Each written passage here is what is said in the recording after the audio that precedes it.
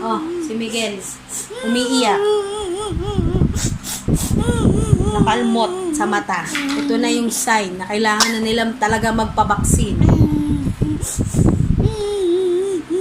Anong ginawa mo sa pusa? Nisaktan mo. Ha? Nisaktan. Nisaktan mo ang pusa?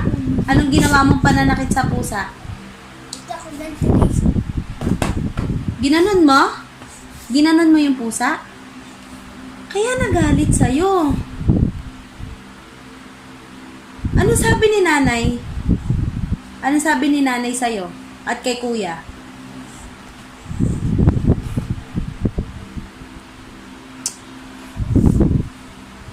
Sakit sa ulo. Sa mata pa guys, sa mata pa. Sa mata pa. Ang sama na naman ng dibdib ko. Ang gagawin natin dyan? Kailangan natin dalhin sa doktor yan. Hindi pwedeng ganyan lang yan, anak. Hindi ko alam kung anong mangyayari sa mga pusa nyo. Kung ipamimigay ni tatay yan o ililigaw na lang. Pag sinasaktan nyo ang pusa, ano nangyayari? Sasaktan din kayo. Oh, ano nangyari sa'yo ngayon, girl? Ha? Bebe, ano nangyari sa'yo ngayon? Nasaktan ka din ng pusa kasi nisaktan mo siya.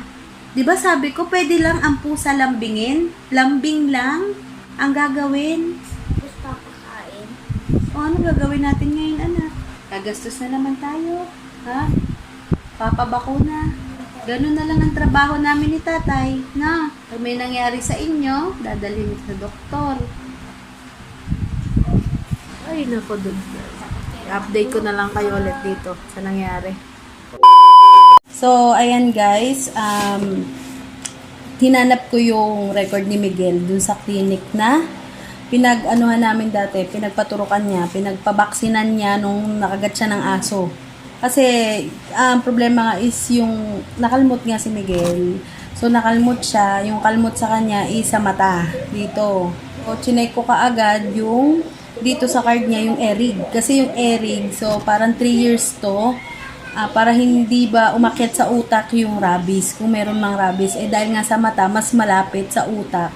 Kaya, chinek ko kaagad to. So, 3 years ang alam kong validation nitong ano na to, erig na to. So, ito pala ay 2019, August 10, 2019, nung nabaksinan siya, nung nakagat siya ng aso. So, 19, 20, 21, 22. So, valid pa yung erig niya. So, ayan. So, medyo thankful ako kasi hindi ba siya expired pa. Kasi ang mahal nito guys, 3.5 tong erig na to. Feeling ko kailangan na lang talaga ipa-anti-rabies na lang talaga sila parehas. Sakit na naman sa ulo. Na stress na naman ba ako. Ang hirap kasi na sa mata kasi guys, sa mata, alam mo yun. So, nangyari kasi nun kanina guys, nag-charge ako ng cellphone. Nilinis-linis ako kasi gabi, mag-aayos nga ako ng pagkain nila. Chinek ko yung cellphone ko. Tapos, tinignan ko lang yung dina-download kong, ina-upload kong video sa YouTube kung okay na. So, ayan, makalingat-lingat lang ako ng konti. Nag-iyak na ang Miguel. So, ito, payo ko lang guys sa inyo ha, sa mga nanay na takot sa asawa. Wag na wag kayong maglilihim sa asawa nyo ng mga nangyayaring hindi maganda sa anak nyo. Tandaan nyo yan. Dahil unang-una, asawa nyo dapat ang makakaalam agad sa nangyayari sa anak nyo. Lalo na pag alam nyo, ang asawa nyo ay mahal na mahal ang anak nyo. Kung may nangyaring masama dyan, sabi ko sa inyo, walang asa-asawa. Pag mahal na mahal ang anak. Ako, sa totoo lang, lahat ng nangyayari sa mga anak ko, sa dalawa, lahat ng nangyayari na hindi maganda sinasabi ko agad sa asawa ko. Dahil na ayokong dumating yung time na may nangyari sa kanya. Tapos, pagdating ng panahon, meron pala nangyari na hindi ko sinabi sa kanya, baka magalit pa sa akin, di ba? So, parang may nabasa kasi akong ganyan, na lagi siya naglilihim sa asawa niya, na nangyayari sa mga anak niya hanggang sa dumating yung time na may nangyari dun sa bata. Hindi niya sinabi. Hindi ko alam kung sa ulo ata yun, yung parang nauntog. Tapos hindi sinabi hanggang sa nagka-problema yung bata sa utak, ganun. Kaya, yung mga ganyan, wag na wag nyo inilihim kahit mag-away kayo ng asawa nyo. Yun lang guys, yun lang. Pero asawa ko naman hindi yan pala awayin. Hindi ako aawayin yan dahil alam niya mas matapang ako sa kanya. Hindi. Yun lang naman guys talaga. Yun lang nasasabi ko sa inyo. So, A few minutes later. Gel, may sasabihin ka kay tatay? Hintayin mo na si tatay dyan. Tulog si Marcos sa katulog. Don, dali. Doon kayo dali tatay. Sabihin mo sa tatay mo. Sabi na. Sabi na sa tatay. Doon ka sa tatay. Tay, tanungin mo nga kung ano nangyari sa kanya. Dali. Ano nangyari sa Gel? Sabihin mo na. Ano nangyari ba? Ano daw nangyari? Ayusin mo ang pagsasalita mo. Tanggalin mo yung kamay mo. Alisin mo. Ano nangyari sa'yo? Nino? Sino pusa? Sino pusa? Sino daw pusa?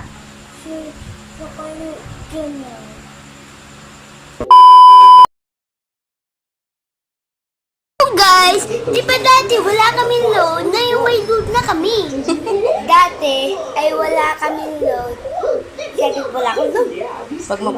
Pag magpapa-download daw si kuya dati, ang sasabihin daw ni nanay, ano sasabihin ni nanay? Wala akong load. Bakit ako ka mo? Wala akong load. Wala akong load, laging ganon. Ngayon daw, pag magpapa-download daw si kuya, ang sasabihin ni nanay, Sunod. sunod-sunod. Kasi, May wifi na. ganito daw dapat guys ang gagawin kapag dadating daw ang tatay niya galing sa work. Hawak pa sa mukha ang tatay. Hawak pa. Hindi mo kayo. Meron ka sa aking download ng 5. Lima ulit. Wait, papikit ka. Ay, ito. Now I'll show you movement ninjutsu. Ano yan? I'll be teaching you how to walk on water. Anong tawag mo dyan? Kulang. Hindi mo kulangot. Muta yan. Muta. Big boy. Now, if you Big use the boy. water walking technique,